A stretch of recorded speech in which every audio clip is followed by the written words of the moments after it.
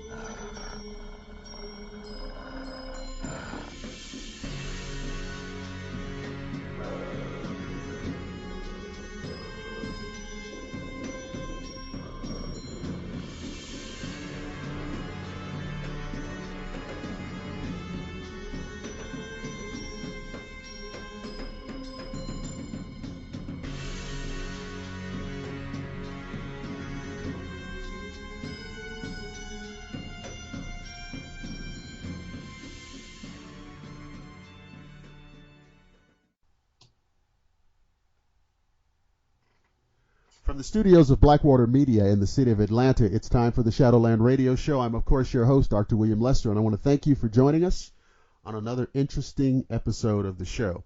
I like to always begin each installment by thanking those of you who have come on board as subscribers on YouTube and also new listeners on Facebook. The show can be heard on demand on Facebook at our Facebook page. Just go up there into the search engine. You know how to do it. Type in Shadowland Radio Show. Show can also be heard on Google Plus and on our YouTube channel, Blackwater Media, or you can just, again, type in my name or type in Shadowland Radio Show. On this episode, we have a very interesting young lady that I first saw in an episode of a television show called A Haunting, which is a show that I have kind of been following over the years. It's been on for several seasons. It's a very good paranormal theme show where they present to you real cases of paranormal phenomena of various types, and they basically have these dramatic recreations and reenactments of these cases.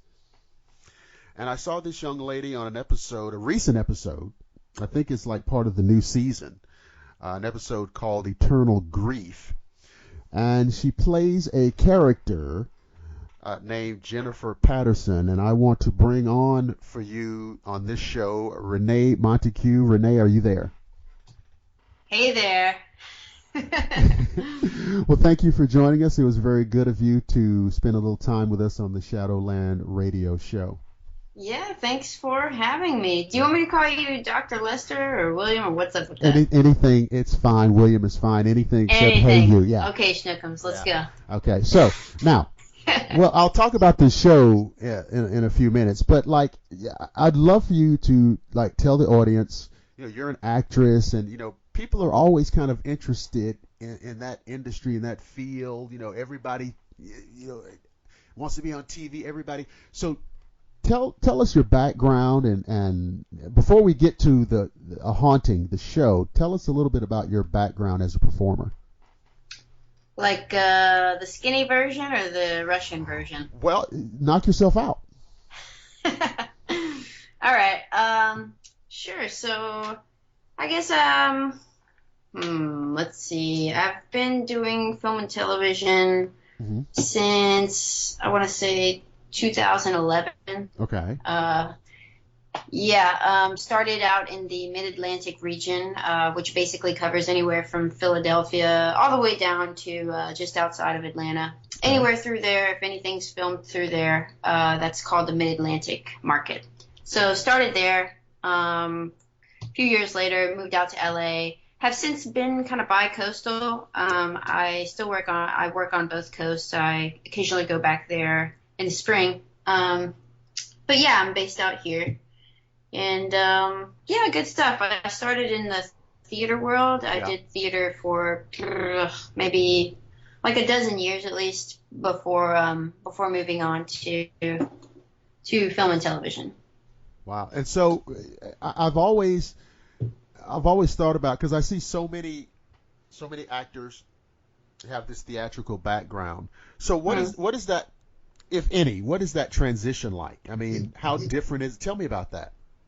Totally. Well, the biggest difference between the two, and if anybody's interested on technique and the distinguishment between the two, I highly recommend a book by Michael Caine.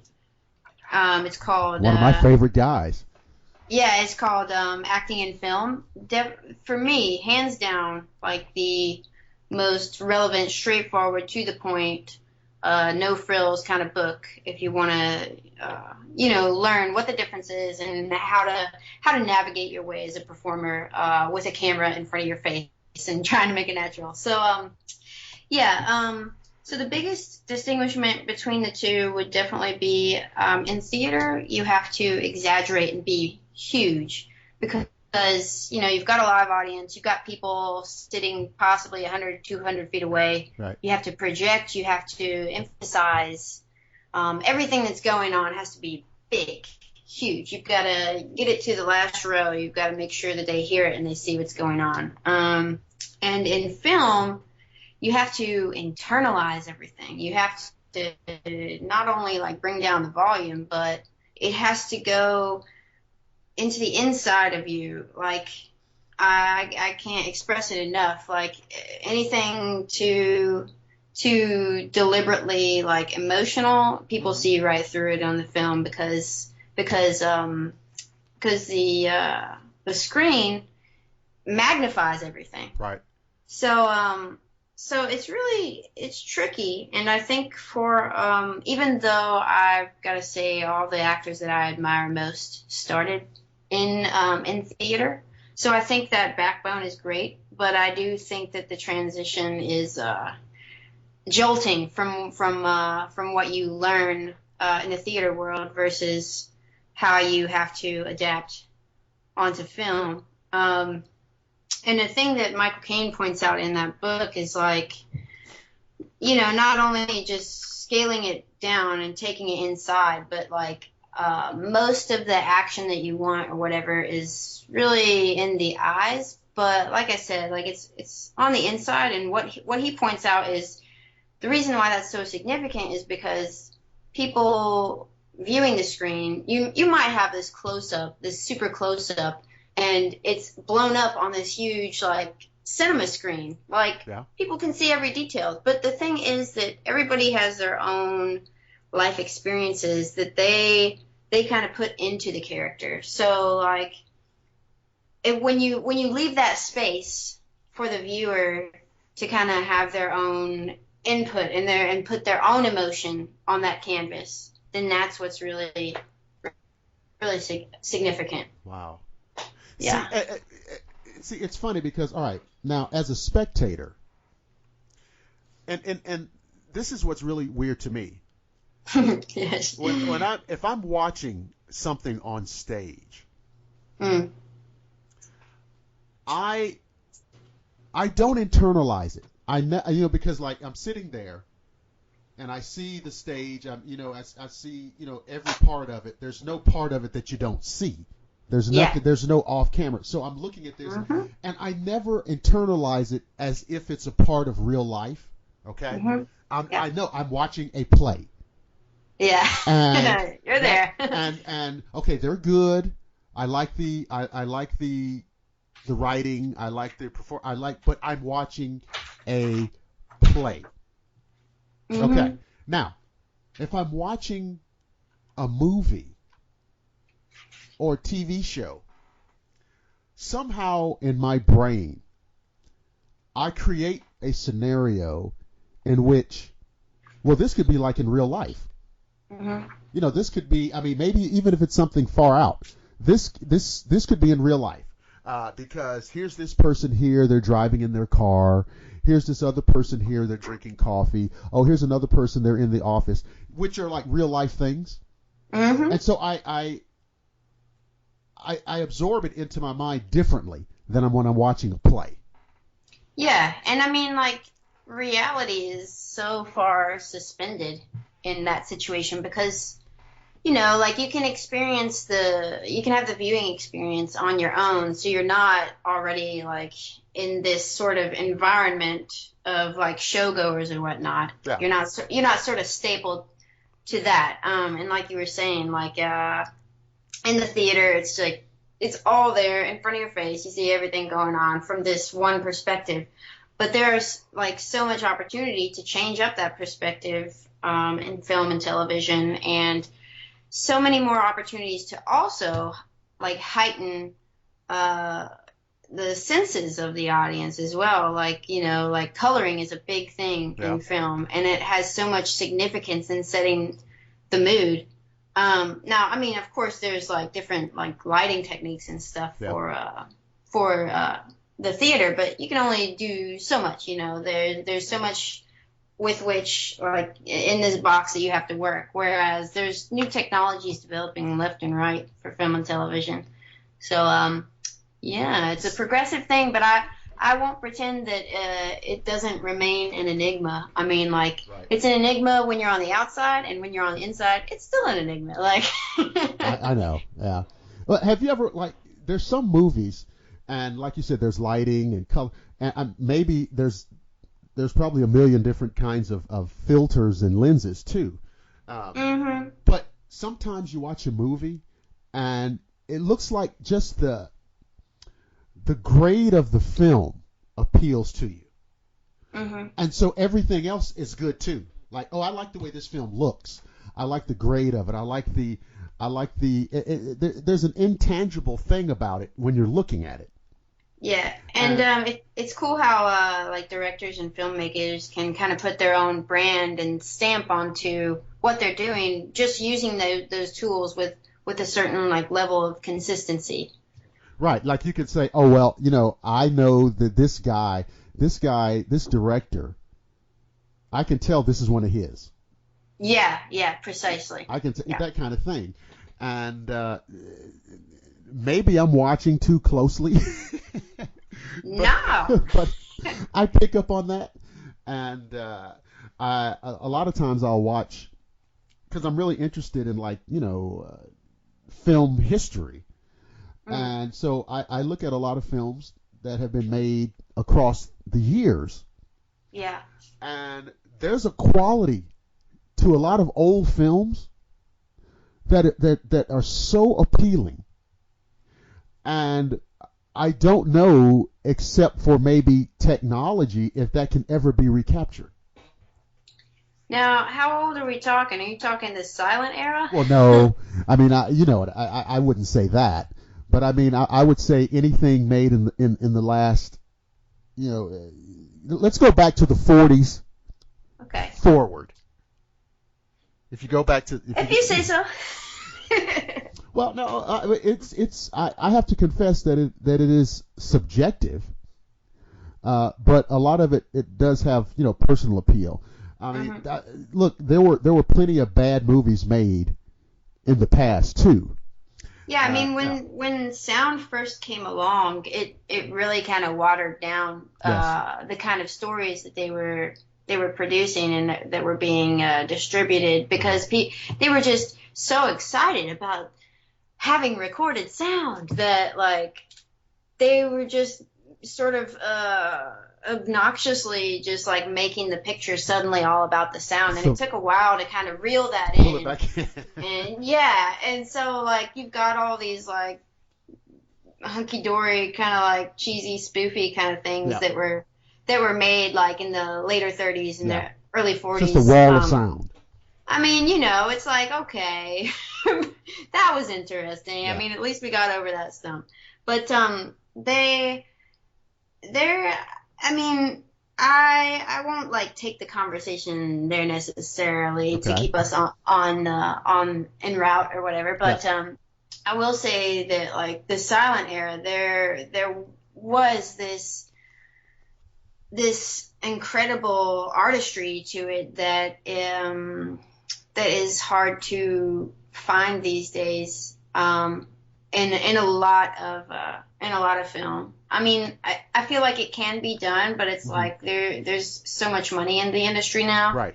A lot of people just, that's the main motivator, and they're just, falling onto formula and going with that instead of pressing the limits and the boundaries. And yeah, I mean, like back in the day, like even like each country in Europe sort of had their own sort of like basically a movement, a film movement, the way that we there are art movements out there and whatnot. Like there were all kinds of different film movements that it was just incredible, especially from the transition from theater onto the screen. Like that was something that like everybody was a first timer at, and it's kind of it's beautiful to be able to see those old films and see all the stuff that all the effort that they put into this. I mean, like if you see something like Golem or something. Oh yes.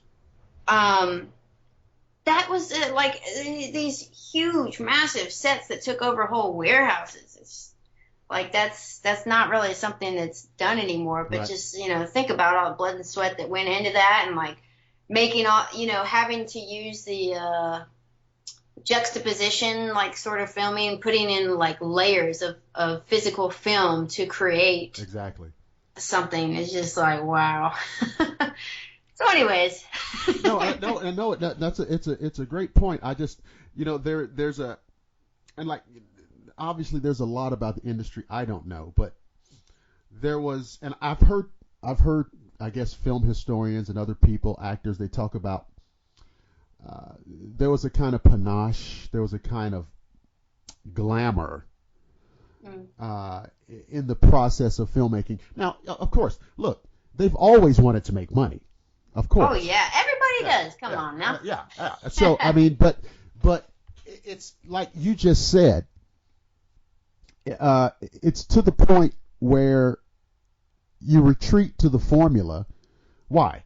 Well, because the formula is probably going to work, right? Yeah, it's a guarantee. It's gonna reach the biggest mass amount of whoever. Right. Like it's not too hard to understand, and for me that's not really something that I can handle. Maybe because I'm like a little too near and dear. I'm not too exposed or something. But like it's very easy for me to predict like one beat to the next. Watching a lot of popular movies, it's just like, and I'm sure that like a lot of people experience that too. But even like a lot of like recent award winners, I know exactly what their twists are and like where the subplots are gonna go, and it's just like, okay, guys.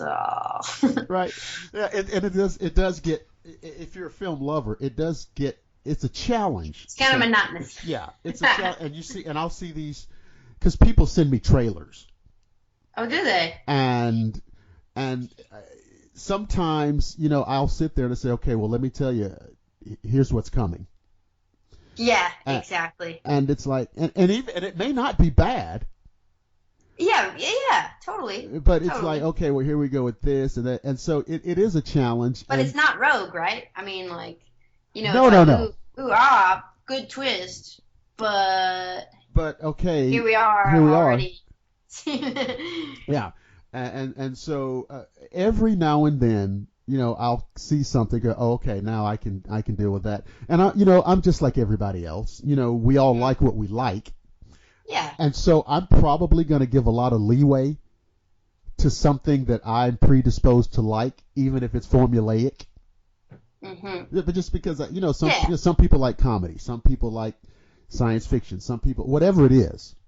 And I think that some people, I mean, everybody, I feel like everybody has their own purpose for tuning in, and I find that for me, I differ from most people that I've asked this to personally, like, why do you watch a film, or like what kind of experience do you want when you see a film? And most people tell me they want to be entertained and have fun, and which is of course great. It's great to like unwind and sort of take the pressure off your day and you know, get outside of yourself for a moment and relax. But for me, what defines a good film or viewing experience to me is like I want to grow from it. I want my perception to be challenged. I want to be able to see how this is an active thing in my world somehow. Especially films that kind of are almost a call to action. Like, I want something that makes me feel that existence is significant. Right. And, you know, this film is an example of that. Right. I mean, yeah, I mean, I think what I hear you saying is that, you know, you're looking for something a little bit deeper than the entertainment quotient. Absolutely. And, you know, I gotta say, like, some of my favorite films make me laugh and cry equally and as hard. Like, and, you know, just because if a film is making me angry or sad or, you know, feeling the emotion to an extent that it's like, you know, I have to pull myself in for a second and be like, whoa, then that's what makes it successful to me. It's not like, oh, you know, from a scale to like sad to like super happy or like, you know, I don't know, relaxed to like laughing.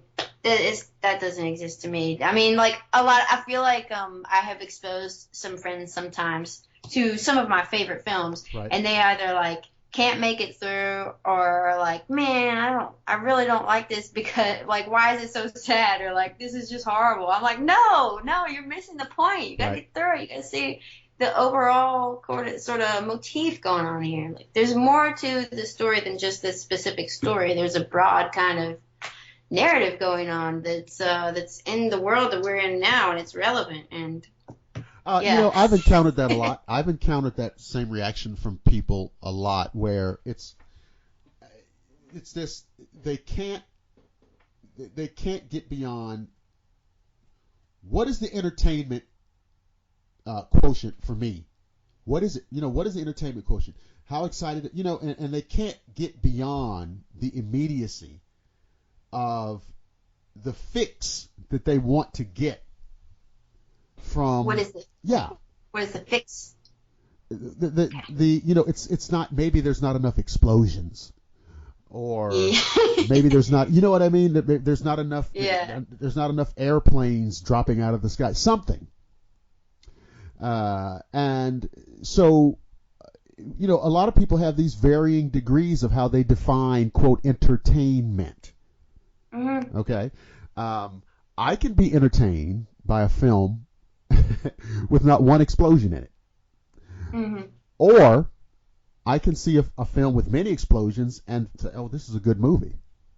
So, you know, it's so subjective, and it's very hard to talk about, you know, what's good, what's not. And so, but what I wanted to go back and ask you was that, you know, when did you like decide that you wanted to act? Was this like something that happened in high school or after, you know, when did that kind of click in for you? Sure. Well, I started, my family got a, what is it called? A camcorder. Oh, yes. It's like, do those still exist?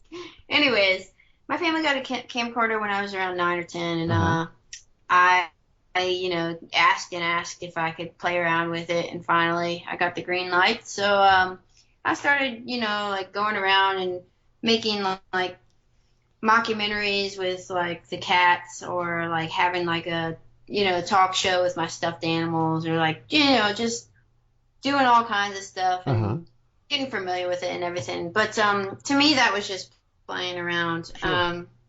And then I noticed that like whenever I got the opportunity for extra credit in middle school, I was like, I tried to like film something that was relevant to the thing. And at one point, like I I made a stuffed animal for extra credit, which took me, oh my God, that thing took me like, I'm not even kidding, like at least 30 hours. I hand stitched this thing, and I got like maybe 2 points for it, as opposed to like the 15 points that I'd gotten for filming something that took me like maybe 15 minutes. Right. So so that kind of stuck out to me. But really what set me on the path was in middle school.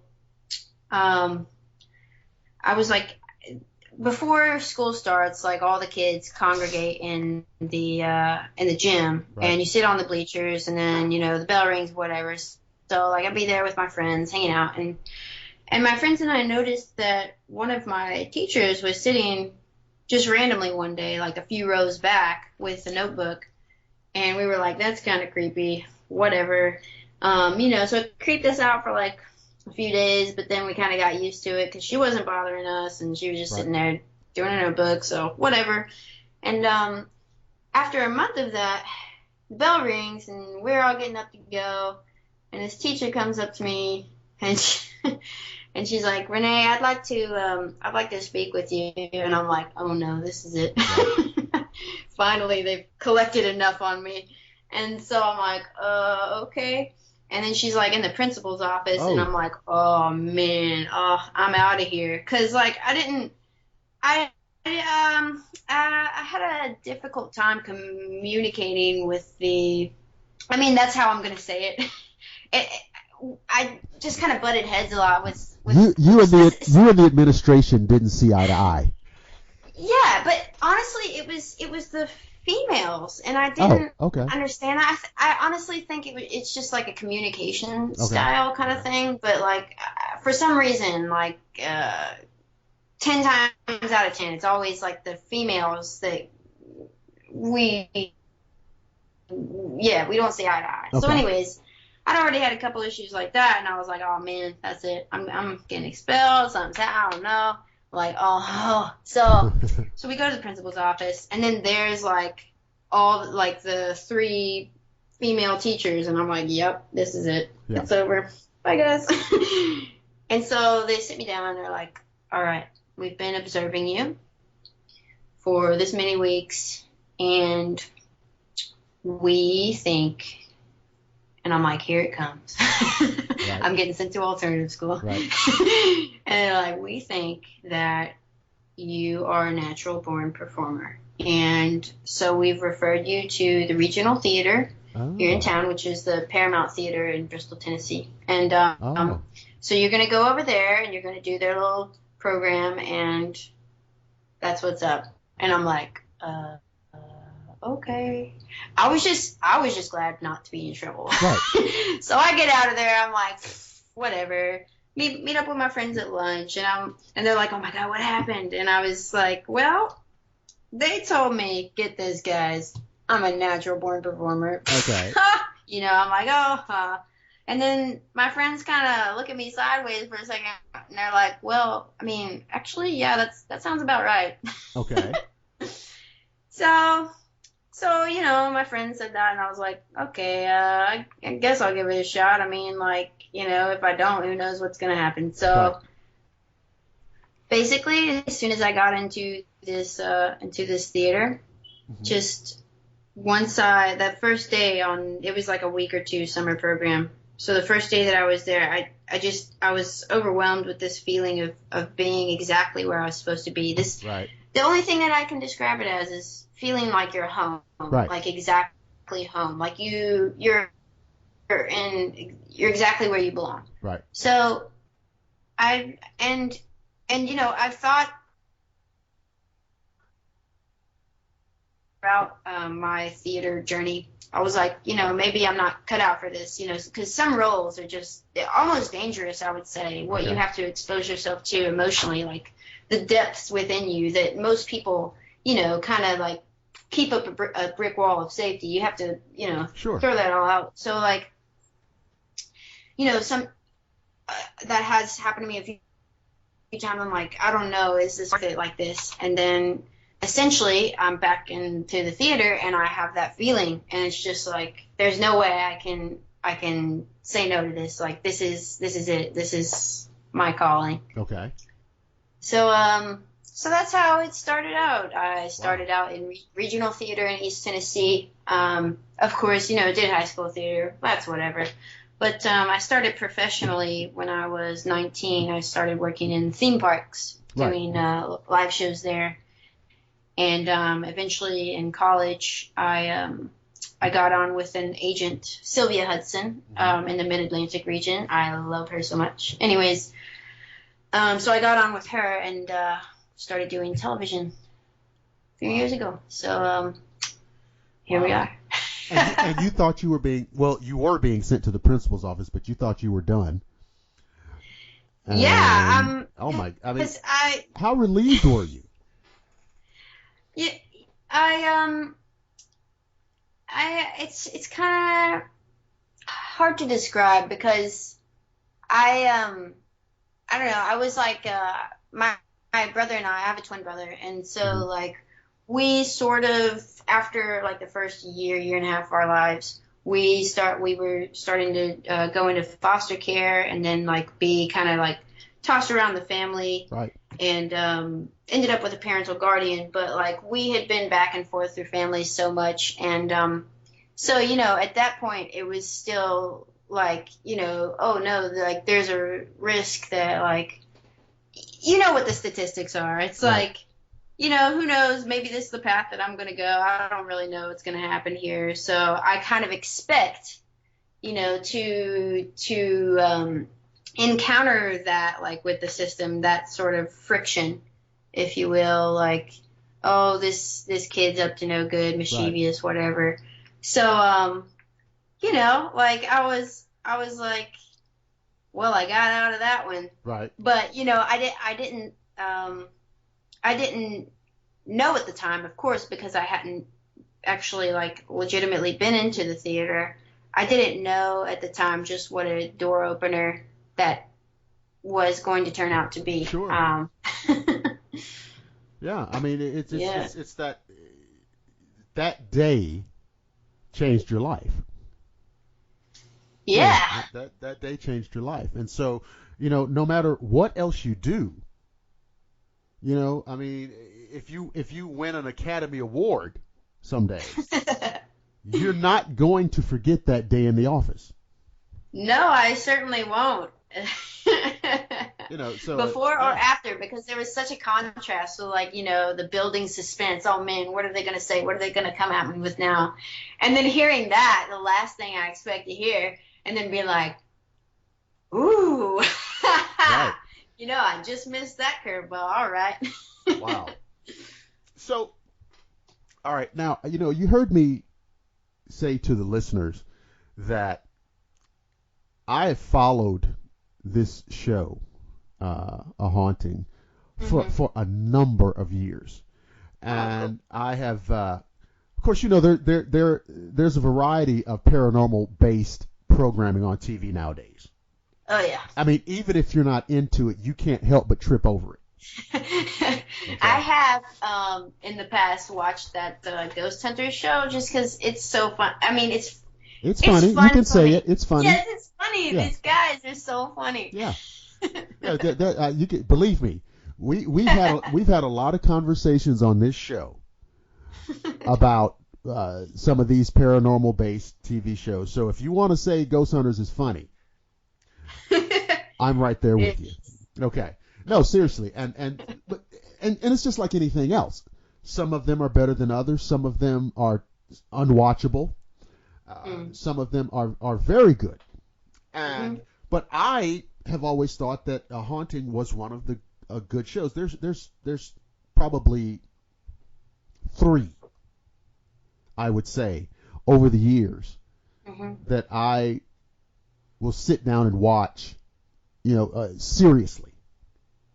Right? Like cool. this is I need to watch this and get this information. That kind of thing. All right. And this has been one of them. And so, as is the episode that I saw you in that episode, because it was either the season opener or it was one of the early episodes of this season that's going on right now? Yeah, it was episode 3. Episode 3. Okay. Yes. So I said, well, isn't it about time for a new season of this show? And I said, oh, they've already started. Right? And so I said, oh, yeah. I've missed. So I saw it, and then I got really goofy, and I said, well, it's on demand. They've got, the first 3 or 4 episodes on demand, so I'll sit there and watch awesome. them. Yep. And so that's when I saw it, and I said, okay, good, because I was afraid that it would be like, okay, new season, they're going to let me down. Oh. You know what I mean? You're always afraid, right? And it's definitely. Okay, so I was like, okay, and I was like, whew. There's no letdown. It's still good. It's the same guy doing the voiceover. Yeah. Which is definitely. You got to have that guy. And I thought to myself, you know what? I've been following this show for years. I've spoken of the show. Why don't I see if I can get somebody on Shadowland that's connected to, been on, affiliate, whatever. Mm-hmm. And that's why that's why I started bugging you. Come on. To get you on the show. So I know you're not a paranormal enthusiast. You're not a paranormal researcher. You're not. I mean, you know what I'm saying. I mean, we don't need to do that. But tell the audience how you got on the show and what happened and what was the genesis of all that. The genesis? Can you elaborate on that? Oh, just how it all came to be for you doing this episode. Gotcha. Okay. Yeah. So, as I mentioned, my agent in the Mid-Atlantic region is Sylvia Hudson, and springtime is pretty much the season over there. I mean, like it's considered pilot season. The spring is, so It's big everywhere, but especially in regional markets, that's when they get the vast majority of projects coming through. So, we were submitting audition tapes and everything, and she threw this one at me, and typical, film myself, whatever. Yeah. Send it off and see what happens. And she called me and said that they wanted me for the lead on that episode, which was really great for me. That's actually my first television lead, so that was a big step forward, very exciting. And then I got the times, met up with the director, Dave Haycox, great guy, to sort of prep, get the skinny on everything, take a look at footage from the people that we would be portraying. Right. And get into filming, and that happened. Wow. It was good.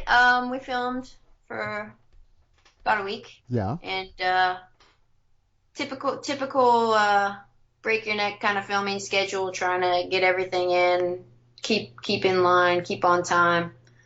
And so you said it was about a week, and so it was nonstop, fast paced, all day. What? Yeah.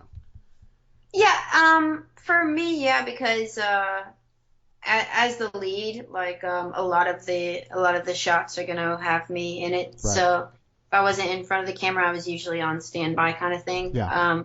Some people, they have a little bit.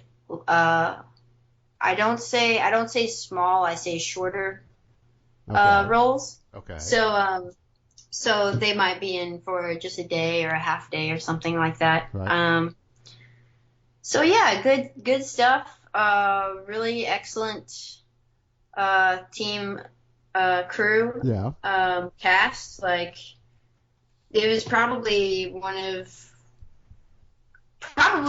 my favorite filming experience. I mean, like, everybody's so talented. Everybody's so on point. Everybody, not only do they want to do an excellent job, but they want you to do an excellent job too. They want each other to do an excellent job. So everybody's coming together with this, like, team effort and just a really positive vibe.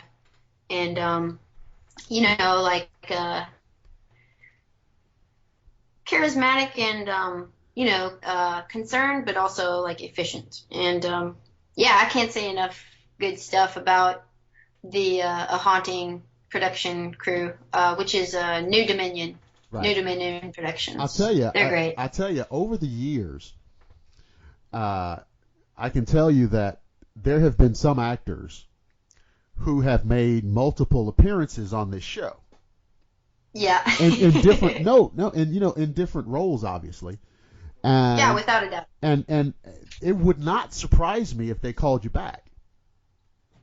Well, that is a thing that the network tries to avoid, is to get the same face on too many times. Well, not too many, but again. Right. Yeah. I mean, like, it's just like, you have this strong association with that face for that story. But like, if there's a marathon or something. Oh yeah. Or if it's showing on different channels, and then like, it's just sort of like. I won't say disjointing, but I would say for the viewing experience a little bit less effective. I mean, that's me saying that from my perspective as a viewer. And as you know, they do some A Haunting. They do some marathons. Yeah, so I've heard. They do some strong, never-ending marathons. Oh yeah. So yeah, like, I mean, like, personally, I would love to work with them again. Do I expect to in the near future? No, and I understand that, and that's totally fine. Right. I'm thankful for any and every opportunity that we have together. But hopefully, somewhere in the future we'll be able to collaborate again. It'd be awesome. There was a scene in there where you. That scene where you're getting out of the car? I thought that was just so funny. Yeah. And it looked like you had a laptop or something. And it's like you stood up and you think you see something in the window and you drop it and you just freaked out. Yeah. And I said that was good. That was good. Wow. Yes. So now, as much as you can say out loud, what do you have coming up? Everything is always like in the works, and oftentimes, like, you'll be working on projects, and honestly, you might never see them come to fruition. Right. That's just kind of a part of the game. So, I'm writing a few. I'm working on a few originals myself to produce. I've been invited to a web series. Oh. For a recurring. I've got a couple of short films that I've been invited to lead in. Okay. It's all just a matter of people finding the right. Obviously, getting the budget together, but also getting the resources, because you have, especially in LA, you have to have a permit for a lot of filming, or you have to have, studio access, blah, blah, blah. Then there's, the union you got to deal with, what you want to do in that regard. There's just so much that goes on in the business of filmmaking before actually, like, putting it into practice. So I'm working on quite a few things. Okay. It's all kind of in development at this point. But it is good, though. The internet has created a whole new avenue which didn't exist in the past, and so you have this thing that's growing, and these web series, and I mean I watched that Daredevil, which was done by Netflix, and of course now I'm a big comic book geek fan. So, I mean, I thought it was one of the best things I'd ever seen. And so, I mean, the quality of the programming is so good now that that's a whole new dimension that's open to you. Especially, like you said, you're writing, and you maybe are wanting to develop some things and what have you. So, yeah, it's all open to you now. Yeah.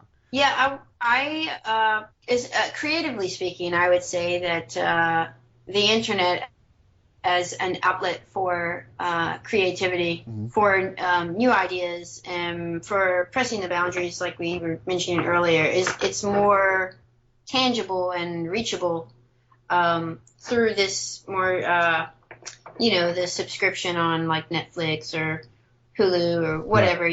I feel like it's not only like a more fair way of going about, getting what you're paying for. Right. But also, I mean, like, I personally feel like it's the future. Like, cable is going to be done in like 20 years. That's where it's at. Like, you just subscribe to the networks that you follow and that you like what they're putting out there. Makes sense. Oh, well, I mean, listen. If someone had told me, like 20 years ago, that I could watch almost, any of my favorite movies on demand whenever I wanted to. I mean, there was nothing in my life experience that would make me believe that. Yeah. And, because I look at, well, hell, I mean, I remember, we had 4 channels, and one of those was PBS. Mm-hmm. Right? So, yeah. And now the lid has come off of this thing, and I mean, there's so much of that is available to the viewer, to the public. I mean, it can seem daunting, and it's a lot, but it's fantastic. And so on your end, you're the performer, you're the creative one, you're the artist, you're the writer. So, it's almost like it's a playground for you. Yeah, to an extent. I mean, like, there's always like too much of a good thing. And hey, let's just be real, like, okay. So there are certain qualities that come along with it, especially as like as a professional in the creative industry, and like wanting to cut your teeth in film and television or whatnot. There's always like, okay, how much is like too exposed, right? Or like what point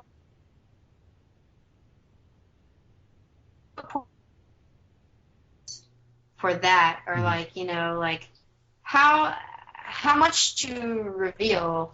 I don't know. It's very intricate and kind of complicated. I don't know if I can articulate it in a way that makes sense even to myself. Well, I mean, how much is too much? Yeah. Yeah, but definitely, without a doubt, I definitely appreciate, especially like Netflix and where they're going with making their own sort of platform for television shows, and they've taken it big at the Emmys and everything, and it's just like groundbreaking. I think is Amazon doing it too? Are they? Yeah, they're getting on board too. Yeah. And that's the way it's gonna be, and that's completely awesome. And and it allows for people to kind of go outside of, well, at least creators, to go outside of their comfort zones, or to touch on topics that they maybe, that they would feel uncomfortable to do on cable or whatnot, right. Oh, absolutely. Yeah. I mean, it's wide open. So listen, anything out there, anybody out there you want to shout out to or say hello to? I don't know. If it's not, it's okay. I just want to give you a chance. Hey, everyone. I